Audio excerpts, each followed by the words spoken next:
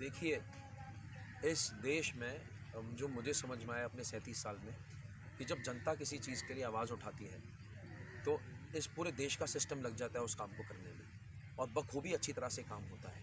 हमारे यहाँ पर टेक्नोलॉजी की, पढ़े लिखे लोगों की, साइंटिस्ट की, हमारे यहाँ पर इसरो 23 सैटेलाइट भेजती है 23 कंट्री का एक साथ, सबसे कम कॉस्ट में। जो पिक्चर बनती है उससे भी सस्ते में वो सैटेलाइट भेज देते हैं मंगल पर। तो इस देश में बुलेट ट्रेन के प्रोजेक्ट आ रहे हैं, इस देश में सब कुछ हो रहा है। बात यह है कि इसको करना कोई बड़ी बात नहीं है, यमुना को साफ़ करना। ये अगर चाहें, जैसे कि इन लोगों ने, जैसे योगी जी आए, मुख्यमंत्री बने, पहला डिसीजन क्या था? इलीगल कट्टी घर बंद कर दो, बंद हो गए ना। इस सरकार में तो सबसे ज़्यादा ये प्रत्यक्ष देखने को मिलता है कि बड़े बड़े निर्णय अगर लेने हैं तो यही सरकार ले रही है। तो हम तो कह रहे हैं एक बार जनता आवाज़ उठाएगी, सरकार निर्णय लेगी, काम हो जाएगा।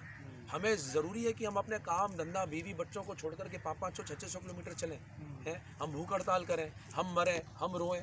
क्या ये कोई तरीका है? क्या इस देश में एक, मतलब अभी जस्टिस कोहली कह रहे थे, हमको तो हमारा हक चाहिए कि भैया हमें पानी दो, हमें बिजली दो, फ्री दो, ये दो, वो दो। और जो जल है उसका कोई हक नहीं है। जल का ये हक नहीं है कि भाई तुम मुझे साफ़ रखो, क्योंकि मुझे पी करके तुम जिंदा रहते हो। तो इसको हक दिलाना है।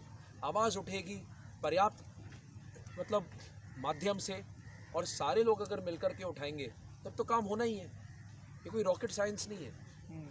एक नदी को नाला बना दिया तो नाला को वापस नदी बना दो, यही तो करना है। अब सऊदी अरेबिया में, वहाँ पर तो कोई नदियाँ नहीं है, क्या वहाँ पर पानी नहीं मिलता उनको? हरियाली कर दी उन्होंने। अब अबू धाबी जाइए, अब दुबई जाइए, रेगिस्तान था, वहाँ भी एक मंदिर बन रहा है अबू धाबी में मंदिर बन गया स्वामी नारायण वालों का। हाँ, तो जब ये हो सकता है, जब 370 हो सकता है, जब नोटबंदी हो सकती है, जीएसटी हो सकती है, तो भाई ये भी तो हो सकती है। नमामि गंगे हो सकता है। तो हम कह रहे हैं आत्मनिर्भर यमुना कर दो।